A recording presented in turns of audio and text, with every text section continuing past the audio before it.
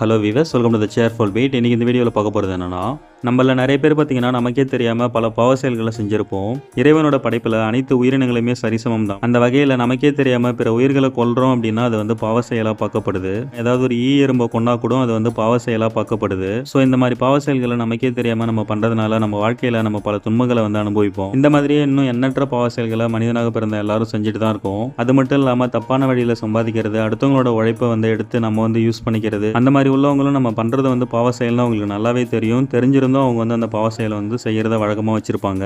அந்த வகையில் புண்ணிய தீர்த்தம் அப்படின்னாலே நம்ம எல்லாருக்கும் ஞாபகம் வர்றது காசி தான். காசியில் உள்ள கங்கா நதி தான் வந்து உலகத்திலேயே மிகப்பெரிய புண்ணிய தீர்த்தமாக பார்க்கப்படுது.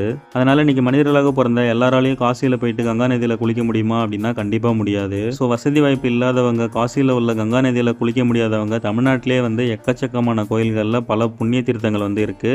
அதில் மெயினாக ஒரு 5 கோயில்களில் உள்ள புண்ணிய தீர்த்தங்களை பற்றி இந்த வீடியோவில் டீட்டெயிலாக பார்க்கலாம். நம்ம முதலாவதாக பார்க்கக்கூடிய புண்ணிய தீர்த்தம் எதுனா, நம்ம எல்லாருக்கும் திருச்சியில் உள்ள ஸ்ரீரங்கம் ஸ்ரீ ரங்கநாதர் ஆலயம் வந்து எல்லாருக்கும் தெரியும். அந்த ஆலயத்தோட தென்பகுதியில் உள்ள காவிரி ஆற்றுல நம்ம குளிச்சோம் அப்படின்னா, ஐப்பசி மாசத்துல குளிச்சோம் அப்படின்னா அது கங்கை நதிக்கு ஈடா பார்க்கப்படுது. அதுக்கப்புறம் கார்த்திகை மாதம் 1ஆம் தேதி அதே சேம் ஆற்றுல நம்ம குளிச்சோம், அந்த காவிரி ஆற்றுல குளிச்சோம் அப்படின்னா அதுவுமே வந்து கங்கை நதிக்கு ஈடா பார்க்கப்படுதுன்னு சாஸ்திரங்கள்ல சொல்லியிருக்காங்க.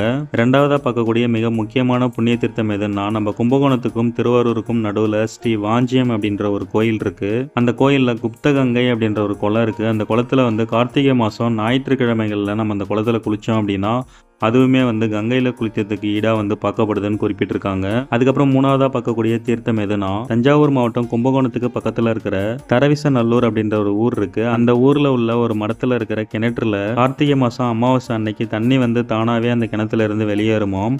அந்த டைமில் போயிட்டு அந்த தண்ணியை நம்ம குளித்தோம், அந்த தண்ணியை நம்ம தலையில் தெளிச்சுக்கிட்டோம் அப்படின்னா அதுவுமே வந்து கங்கை தீர்த்தம் போலவே பலவிதமான பலன்களை கொடுக்குமாம். அதுக்கப்புறம் நாலாவதாக பார்க்கக்கூடிய தீர்த்தம் எதுனா, இந்துவோ பிறந்த எல்லாருக்கும் சனி பகவானை கண்டிப்பாக தெரிஞ்சிருக்கும். அந்த வகையில் நம்ம திருநள்ளாறுல இருக்கிற சனி பகவான் கோயில் பக்கத்தில் இருக்கிற குளத்துல போய் நம்ம குளித்தோம் அப்படின்னா அதுவுமே வந்து கங்கை நதிக்கு ஈடாக பார்க்கப்படுது. நமக்கு வந்து 7.5 சனி நடந்துட்டு இருக்கு, நமக்கு வந்து சனியோட தாக்கம் வந்து அதிகமாக இருக்குது அப்படின்னா இந்த சனீஸ்வரன் கோயிலில் போய் நீங்கள் குளிச்சுட்டு அந்த ட்ரெஸ்ஸை வந்து அந்த தண்ணியிலே விட்டுட்டு வந்துடணும். அந்த மாதிரி விட்டுட்டு வந்துட்டீங்க அப்படின்னா உங்களுக்கு வந்து 7.5 சனியோட தாக்கம் வந்து குறையும். அது மட்டும் இல்லாமல் நீங்கள் ஏதாவது பாவம் பண்ணியிருந்தாலும் அது வந்து கழிஞ்சிடும் அப்படின்றது ஐதீகமாக பார்க்கப்படுது. அதுக்கப்புறம் 5ஆவதாக பார்க்கக்கூடிய மிக முக்கியமான புண்ணிய தீர்த்தம் எதுனா, நம்ம திருத்துறைப்பூண்டியிலிருந்து திருவாரூர் போகிற வழியில் கச்சனம் அப்படின்ற ஒரு ஊர் இருக்குது. அந்த ஊரில் உள்ள கச்சனேஸ்வரர் ஆலயத்தில் கொடுக்குற ஆகாய கங்கை தீர்த்தத்தை வாங்கி நம்ம குடிக்கிறோம் அப்படின்னா நம்ம செஞ்ச எல்லா பாவங்களும் நீங்கி முக்தி கிட்டுமாம்.